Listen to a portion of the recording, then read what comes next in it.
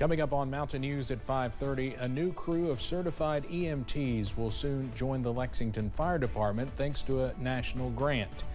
Plus, authorities in Pennsylvania say an escaped prisoner is now armed with a rifle after being on the run for nearly 2 weeks. And showers are possible into this evening, but some fall-like air is on the way. Those details coming up as Mountain News at 5:30 starts now. Dedicated to Southern and Eastern Kentucky, this is WYMT Mountain News at 5:30. Good evening, I'm Steve Hensley. After being on the run for nearly 2 weeks, authorities in Pennsylvania say escaped prisoner Danilo Cavalcante is now armed with a rifle. The convicted killer was spotted early this morning in South Coventry Township, a rural area in northern Chester County. CBS's Janelle Burrell has the latest from Philadelphia. Authorities in Pennsylvania say the manhunt for escaped prisoner Danilo Cavalcante has become even more dangerous. He is now armed with a .22 caliber rifle with a scope and flashlight mounted on it. According to police, a resident on Coventry Road reported that a man entered his garage and stole a rifle. The homeowner drew a pistol and fired at Cavalcante as he fled with the rifle. PSP responded and secured that scene. Police also found a green shirt and shoes similar to what the convicted killer was last seen wearing in surveillance footage. Tactical teams from multiple agencies are combing through the area to find him. Aviation assets, canines, mounted patrols, and numerous other assets have been mobilized and are currently operating in this search area. Jeff Wynn, who lives in the area, says he's been following this story since Cavalcante ditched a stolen van over the weekend. If it's still like this in a couple of days, I know people around here aren't going to sit by and let it be like that. They might start going out and walking around on their own. Overnight, police sent several reverse 911 calls to residents within a 3-mile radius of the search. We ask residents in and around this vicinity to please secure homes, outbuildings, and vehicles. Schools in the region remain closed as the manhunt continues. Janelle Burrell, CBS News, Philadelphia. Officials say Cavalcante stole a pair of work boots off a porch. He is not believed to have been injured in the confrontation with the resident last night. 5 Memphis, Tennessee police officers involved in the deadly beating of Tyree Nichols are now facing federal charges. A federal grand jury indicted the officers today on civil rights charges. They stem from a January incident when police beat 29-year-old Nichols after he fled a traffic stop on foot. Nichols died shortly afterwards. The 5 officers, Tadarius Bean, Demetrius Haley, Emmett Martin III, Desmond Mills Jr., and Justin Smith, are all facing multiple charges. Former President Donald Trump is facing a lawsuit to block his name from the presidential ballot in Minnesota. A liberal group is trying to invoke the 14th Amendment's arcane insurrectionist ban. A similar lawsuit was filed 2 weeks ago in Colorado. The cases are seen as legal long shots. The post-Civil War provision has only been applied twice since the late 1880s when it was used against former Confederates. The Constitution also does not outline how to enforce the ban. A right-wing conspiracy theorist and InfoWars host has learned his fate for his involvement in the January 6th attack on the U.S. Capitol. Owen Schroyer was sentenced to 60 days in prison today. The D.C. district judge told him he was, quote, not nearly just a trespasser at the U.S. Capitol that day. The judge says Schroyer played a role in amping up crowds. Court documents claim Schroyer had a megaphone with him and led chants among the rioters. Republicans say they plan to move ahead with an impeachment investigation of President Biden. This comes as Congress is already battling a tight deadline to keep the government running. CBS's Skylar Henry has more on that from Capitol Hill. House Speaker Kevin McCarthy says investigations into President Joe Biden and his son Hunter continued even through the congressional August recess. House Republicans have uncovered serious and credible allegations into President Biden's conduct. House Republicans accused the Biden administration of leaning on the Department of Justice during its investigation of Hunter Biden and of profiting off Hunter's foreign business dealings. We know that bank records show that nearly $20 million in payments were directed to the Biden family members and associates through various shale companies. The White House responded, saying the impeachment is politically motivated. White House spokesman Ian Sams tweeted, "Opening impeachment despite zero evidence of wrongdoing by POTUS is simply red meat for the extreme right wing, so they can keep baselessly attacking him." Speaker McCarthy has been under pressure from conservative members of his own party to bring this impeachment inquiry for months now.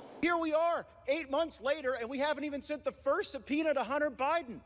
That's how you know that the rushed and somewhat rattled performance you just saw from the speaker isn't real. Some far-right members of the GOP may have forced McCarthy's hands because Congress has until the end of the month to pass spending bills or the government will shut down. Use the power of the purse to stop this administration from trampling the American people. Conservatives are demanding McCarthy comply with their demands, or they say they'll call for a vote to remove him as Speaker. Skyler Henry, CBS News, Capitol Hill. The House Freedom Caucus wants, among other things, the end of the so-called weaponization of the DOJ, the weaponization of the Pentagon, the end of funding to help military members to pay for expenses related to abortions, the end of funding for Ukraine, and deeper cuts to government spending. The U.S. Supreme Court says it will not intervene in a dispute in Pennsylvania involving access to voting equipment after the 2020 election. Today, the court rejected an emergency bid from Republican election officials to freeze sanctions related to the dispute. The case involves 2 of 3 Fulton County commissioners who sought to have Dominion voting equipment examined by a third party after the election. Google is set to defend itself in a landmark antitrust trial that is underway in Washington, D.C.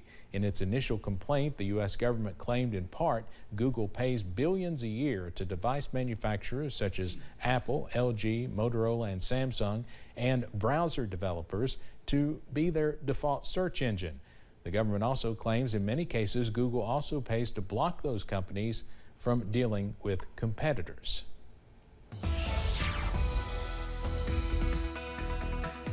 Well, gloomy weather continues across the mountains into your Tuesday evening.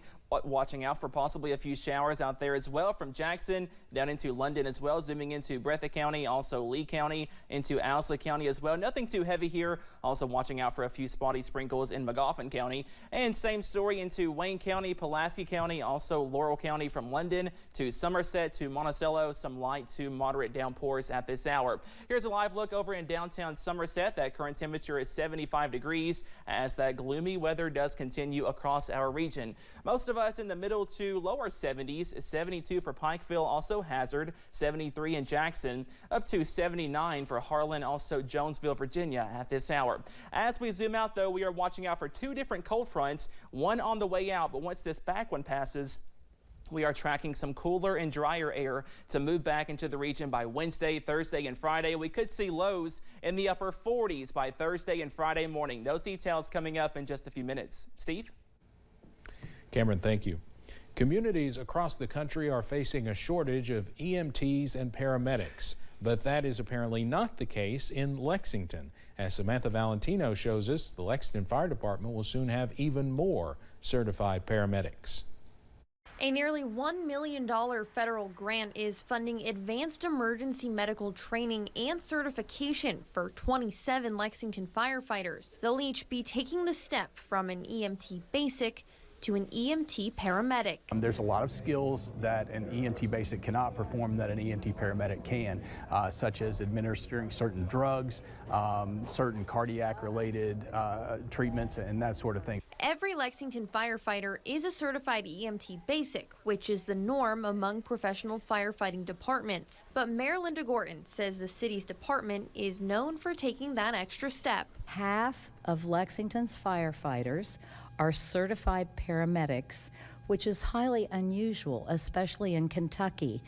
And over half of all the state's registered paramedics work in the Lexington Fire Department. Chief of the Lexington Fire Department, Jason Wells, says while he's proud of the number of paramedics in the department, quantity is not all they're looking for. And I'm super proud of the quality of the folks that we're putting out. Our paramedics are some of the best trained anywhere in the country. Meanwhile, other departments across the country are struggling to find paramedics. A study from the American Ambulance Association found that roughly 1/3 of all EMTs quit in 2021, and 55% of part-time paramedic positions went unfilled in 2022 because of a lack of qualified candidates. But we find ourselves in a very, very fortunate spot here in Lexington. We have incredible support from our community and our city leaders, and that has allowed us to develop our accredited paramedic program in-house. And Chief says about 2/3 of the department's recruits opt to go through that program and become licensed paramedics.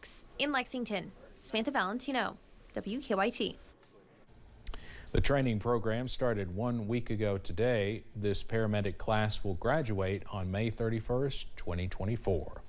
Coming up on Mountain News at 5:30, with theft and fraud always lurking, we'll tell you 5 things you need to keep out of your wallet or purse.